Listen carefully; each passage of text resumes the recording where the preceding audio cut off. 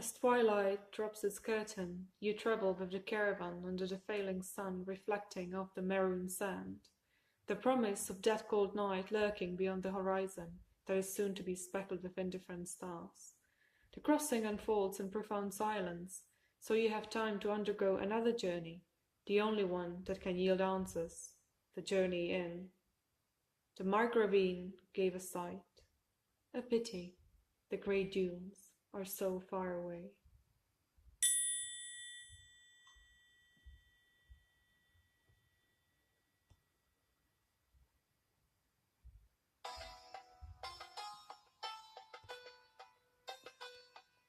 In the caravan, there travelled a rich silk merchant who was very dissatisfied with his life. He heard that among the Sultan's retainers was a wise woman of some renown, and decided to seek out her advice. When he entered the tent where she was taking shelter from the scorching remains of the late afternoon sun, drinking black tea with other women, she immediately put aside her cup and said, "This one is deeply troubled." Before he could conceive that it indeed was so, she continued, "There is a cushion in the corner. Sit down, and I will tell you a story, and if you pay attention, it will seep into your very bones, for the desert is a great teacher."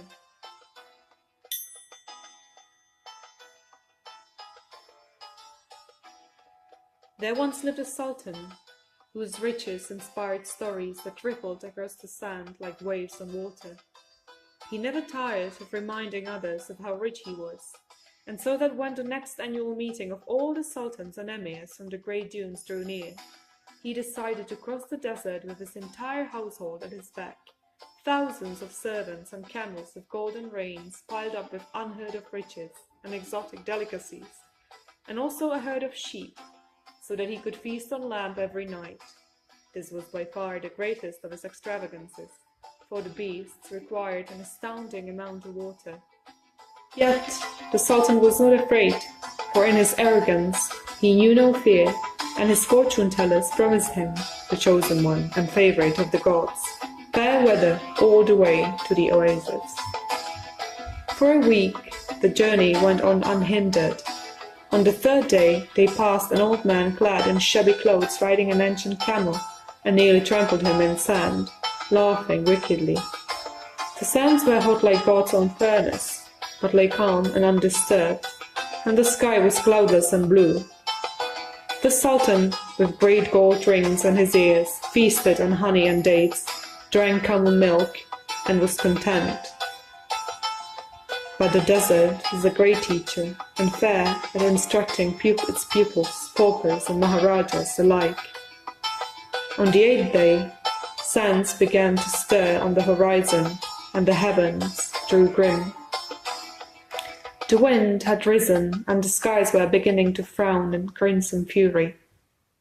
In vain the Sultan's wizards attempted to tame the rising sands. In vain were they building shelters and tried to bring in the animals who, mad with fear, scattered and bolted into the desert, carrying off riches and water. The tents were torn down, riches perished, people were blinded, suffocated, or buried alive. The servants of the Sultan, who didn't know where to run first, what to save and what to abandon, all fell dead under the yellow fist, the Sultan himself among them, weighted down by a chest of crimson rubies. The old man, whom they passed 5 days prior, climbed the highest dune on sight and crouched beside his kneeling camel, eyes and nose covered with a piece of old cloth. He wasn't rich in goods or money, so nothing was slowing him down.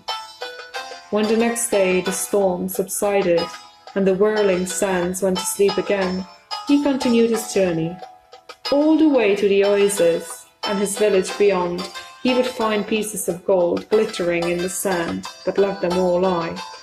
He only picked up a crimson brooch, not knowing that it once belonged to the Sultan's first wife, who also lay dead in the sand, taking it as a gift for his daughter, who was waiting for him at the other side of the scorched wasteland. She never found out who its previous owner was. She wore it with pride on her wedding day, but was never burdened by it. It is true, it glimmered nicely, and during the long, cold desert nights, it caught the glimpses of the millions of silver stars.